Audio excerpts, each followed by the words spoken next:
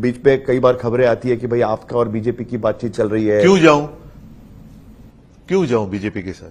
मेरी पार्टी तोड़ी, मेरी पार्टी को खत्म करने की वो कोशिश उन्होंने की।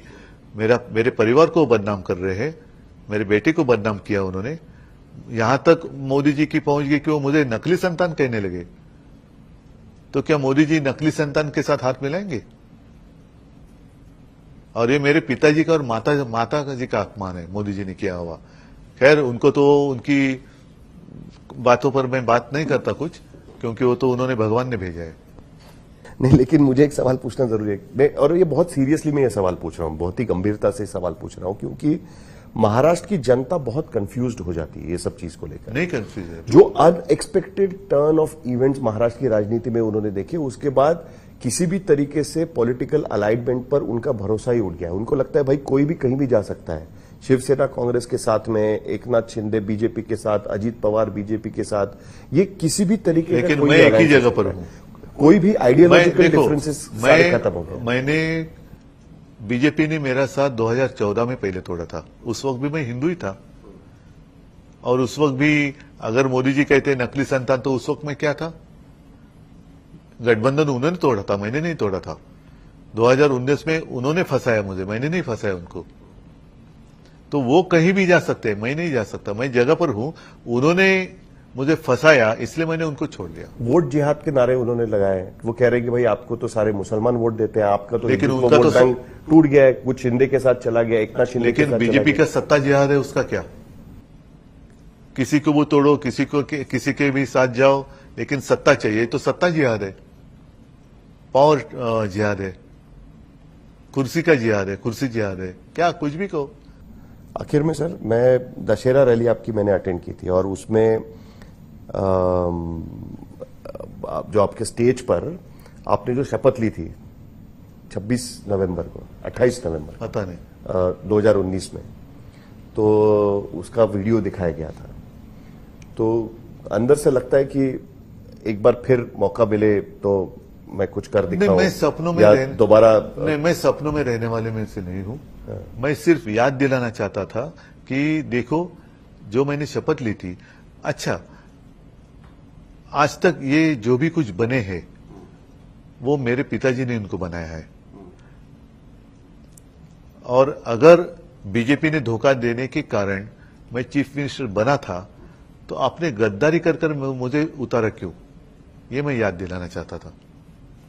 ये तो उसका दुख है ना आपको? नहीं, दुख तो है। मेरे लोगों ने मेरे तो कभी लगता होगा ना कि भाई मुझे दोबारा जाना है। ऐसे सपनों में रहने वाला मैं नहीं हूं। दुख तो जरूर है कि आज तक हमारे घर से इन्होंने जो कुछ लेना था वो लिया। मेरे पिताजी ने बहुत कुछ इनको दिया। ये उनका बेटा, उनका ये, उनका वो।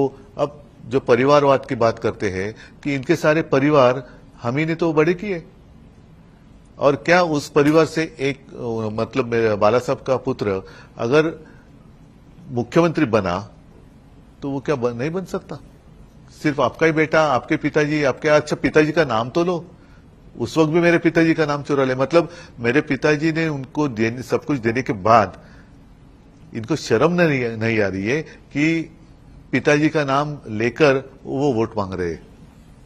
परिवार का नाम लिया इसके लिए क्योंकि अभी मैंने आज सुबह ही उसका उत्तर दिया है। हाँ, वही मुझे महाराष्ट्र मेरा परिवार है। हाँ, नहीं, महाराष्ट्र मेरा परिवार है, और मेरा खून का रिश्ता महाराष्ट्र से है। और जो भी महाराष्ट्र को लूटने वाले को साथ देगा, उसका साथ मैं नहीं दूंगा। तो ये मेरे सवाल, बिना पूछे हुए सवाल का जवाब, क्योंकि आप कभी अभी इतने दिनों में मैं सामने का, देखो भैया, मैं तो ऐसा पढ़ता हूं।